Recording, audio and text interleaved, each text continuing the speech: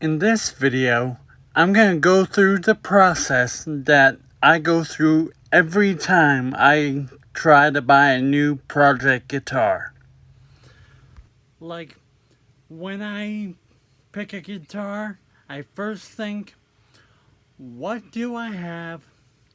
What do I want? But especially, what do I need? The first place I go to is the used section online. Because if you could get a model from last year or the year before for cheaper, this might be hard for some people. But don't shop with your eyes. Honestly, the guitar could be as ugly as it wants. Whatever color, whatever. Like, as long as the playability and the function of the guitar is intact. We are in the metal, so we want a humbucker in the bridge. The thing about older Harley Benton guitars is that they aren't as spec'd out as the newer editions, so you gotta give some, you gotta leave some. Like, you might have to settle for some options that you didn't want, but like I said, if the playability of the guitar is there and the comfort is there, then you should be fine. Personally, I know I want a mahogany body, because most of my guitars have a mahogany body anyways. I'm just used to it. I'm not opposed to something different, but it's what I know would sound good. Some people are picky about the frets. I'm one of those people. I'd much rather have 24 frets on my guitar, not 22. And if I can, I'd like it to be 25.5 inches for scale, not 24.75. That's too slinky for me. Just like I said, you have to ignore the color and design of the guitar. You also have to ignore all minor dings or scratches, because that's just character building. We aren't going for a piece of art. We're going for a metal machine, and that might have a few dings in it. As you can tell, there's a lot more than ESP and Harley Benton guitars when I search for them, so it's always good to keep an open mind to other companies, because you might score a gem like that, but you really have to be careful, because a lot of these companies will take the most basic of materials and just throw them and shape them like a guitar, and it's just horrible materials that it's just built out of. That's why I go for mahogany as a go-to. Personally, from my experience, for an off-the-shelf guitar or for a production guitar, a Schecter is the most solid that I've ever picked up. Like, every Schecter has been damn right solid. Like, I have much trust in those.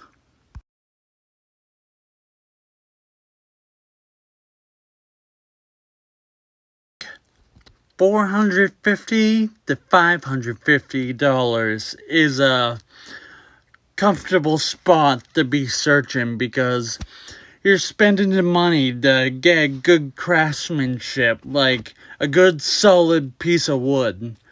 The hardware just might need some updating or overhauling. I've had to take out a bird's nest and rewire a whole friggin' project, because they were just so cheap. They wanted to throw whatever costs them less in the guitar. The hidden gems are always hiding in plain sight. Look everywhere on every website. You're bound to find one. I just had a thought. I'm a huge fan of Legator. They haven't had Telecaster shapes in a couple years, but I'm sure if I look on Reverb or something, I'm sure there's a Legator Tele out there. I'm not sure if it's gonna be too expensive, but Legators are extremely solid. Just as much as Schecter. Actually, a Legator would be awesome. It has a reverse headstock, and that's something I like. That pink guitar that just went on the screen, that's Machine Gun Kelly's signature model. It's pink with one pickup. It's so douchey, I want it. One of the main issues we're having right now is that even when I search humbucker, it's giving us a whole bunch of single coils. Like, we don't need that. When I search Legators, I always have good luck. Let's see what happens.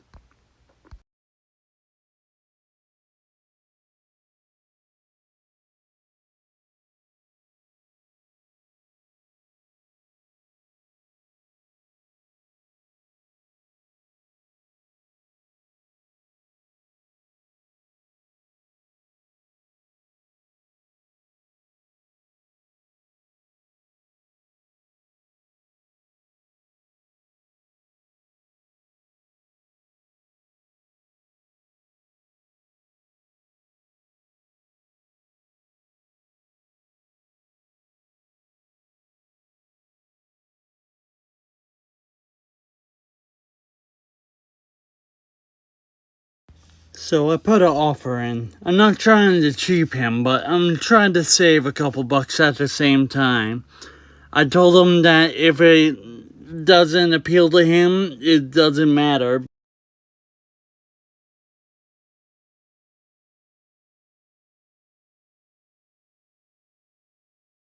I think this Opus 6 fits the bill. It's definitely in the price point. It's a Legator, so I know it's made of mahogany.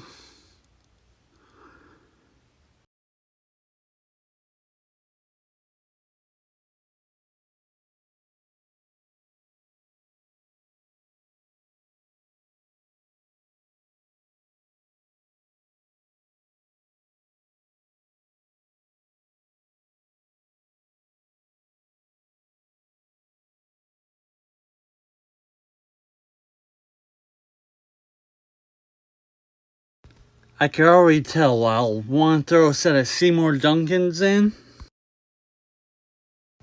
Well, it needs locking tuners. Good thing I just ordered like 25. And I'm definitely getting rid of the tone pot and I'm putting a kill switch in its spot. Now that we chose the guitar that we're gonna mod and make a project, it's time to do the hard thinking. Get a pen or a pencil and a notepad or a piece of paper. We have a list to make. Once you know everything you need for your project, you can go price out everything you're gonna get. Write down the prices of everything you get as well. That's important. Choosing the guitar to mod was the easy part. Now we got a list you can write down, but I'm using the notes app on my phone to write down the things we're gonna need to mod it. We don't know exactly what we want, but we have a general idea. Pickups, locking tuners, way down the line, stainless steel frets, like, that's a lot more work than you need to do right now. Wait until a fret or two dies before you do that, but that's how you could get some quality out of your instrument.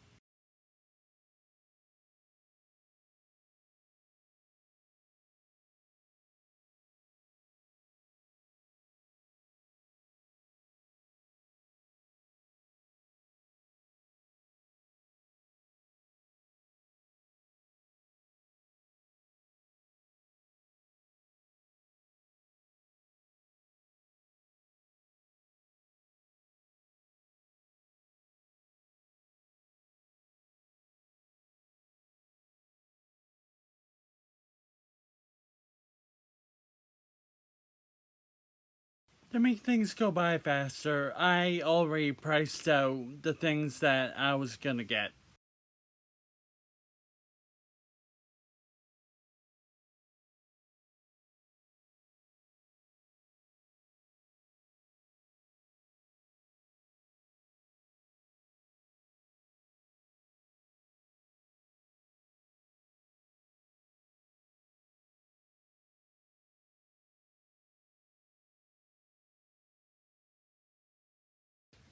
And that's the process of how I choose a project Moog guitar.